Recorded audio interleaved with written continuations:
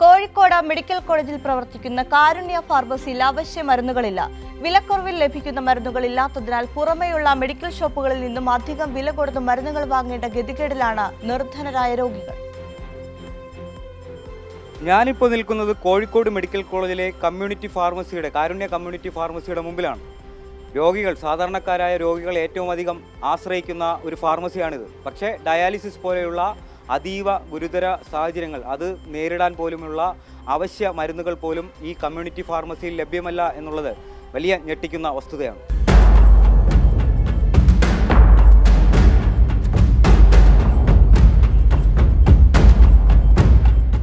ഇവിടെ ആരാ മോളെ അഡ്മിറ്റ് ആയിട്ടുള്ള? അമ്മ.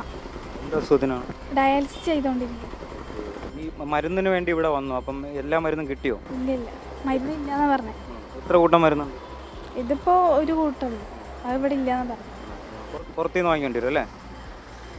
ദിവസം ഇങ്ങനെ വരുന്ന ഇപ്പോൾ മരുന്ന് എപ്പോഴെങ്കിലും കിട്ടിയിട്ടുണ്ടോ ഇവിടെ? ഇല്ല, ഞങ്ങള് 3 പ്രാവശ്യം ഒന്നും ഇവിടെ ഇല്ലാന്ന് പറഞ്ഞു.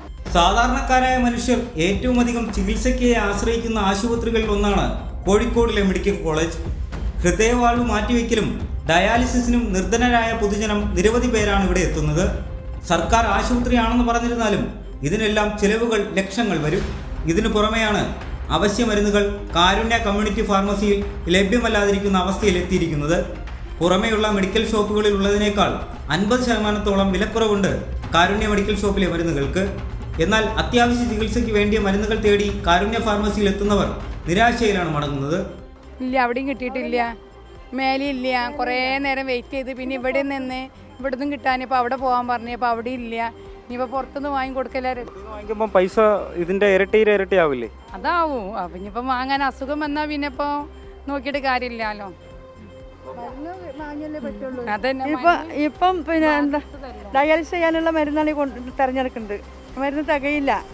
കുറച്ച് അവിടുന്ന് ഫാർമസിയിൽ വാങ്ങിച്ചാൽ കൊണ്ട് കൊടുത്തു.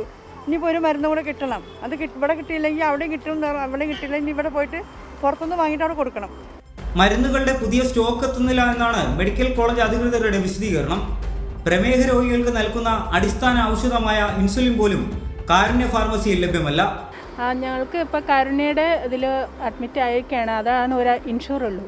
അപ്പോൾ അതിൽ ഞങ്ങളോട് പറഞ്ഞത് ഇവിടെ കാരുണ്യയിൽ മരുന്നൊന്നുമില്ല, എല്ലാം ഒന്നും നിങ്ങൾക്ക് കിട്ടില്ല. അപ്പോൾ ഓപ്പറേഷൻ റെഡി ആവുമ്പോൾ നിങ്ങൾ ഒരു 2.5 ലക്ഷം രൂപ കയ്യിൽ കാണുമെന്നാണ് പറഞ്ഞത്. പലതും വില കൂടിയ മരുന്നുകളാണ് ഇവിടെ ഇല്ലാത്തത്. വില കൂടിയ മരുന്നുകളാണ് ഇല്ലാത്തത്. ഇപ്പം ഷുഗർ രോഗികളുടെ സ്ട്രിപ്പ്, കയ്യിൽ കുത്തുന്ന സ്ട്രിപ്പ്, അതൊന്നും ഇവിടെ കിട്ടാനില്ല. അപ്പം അതൊക്കെ നമുക്ക് പുറത്തുനിന്ന് മേടിക്കുമ്പോൾ കുറച്ചധികം പൈസ ആവുന്നുണ്ട്. പിന്നെ വേറെ ചെറിയ വിലയുള്ള മരുന്ന്, ഇപ്പം നമ്മളൊരു 500 രൂപയുടെ മരുന്നാണ് ഒരു ദിവസം എടുത്തുന്നതെങ്കിൽ ഒരു 150 രൂപയുടെ മരുന്നൊക്കെ നമുക്ക് ഇവിടുന്ന് കിട്ടും. ബാക്കി ഭൂരിഭാഗം ഒരു 300 രൂപ 400 രൂപയുടെ മരുന്നുകളൊക്കെ പുറത്തുനിന്നാണ് നമുക്ക് മേടിക്കേണ്ടി വരുന്നത്. മരുന്നിന് വന്ന് മരുന്നില്ല എന്ന് തന്നെ പറഞ്ഞത്. നേരത്തെ മുമ്പ് ഒന്നും ഇല്ല എന്ന് തന്നെ പറഞ്ഞത്. ആ മരുന്ന് ഇവിടെ ഇല്ലാന്ന് പറഞ്ഞു. പുറത്തുനിന്ന് വാങ്ങിക്കുമ്പോൾ ഭയങ്കര ചിലവാണ്. വാങ്ങിക്കുമ്പോൾ ചിലവാണ്. അധികാരികൾ എത്രയും വേഗം ശ്രദ്ധ ചെലുത്തേണ്ട വിഷയമാണ് കാരുണ്യ ഫാർമസിയിലെ മരുന്ന് ക്ഷാമം. ആയിരക്കണക്കിന് രോഗികൾ ഒരേ ദിവസം ചികിത്സ തേടിയെത്തുന്ന കോഴിക്കോട് മെഡിക്കൽ കോളേജിൽ അവശ്യ മരുന്നുകളില്ല എന്നുള്ളത് ഗുരുതരമായ വീഴ്ച തന്നെയായി കണക്കാക്കണം. കൈരളി ന്യൂസ്, കോഴിക്കോട്.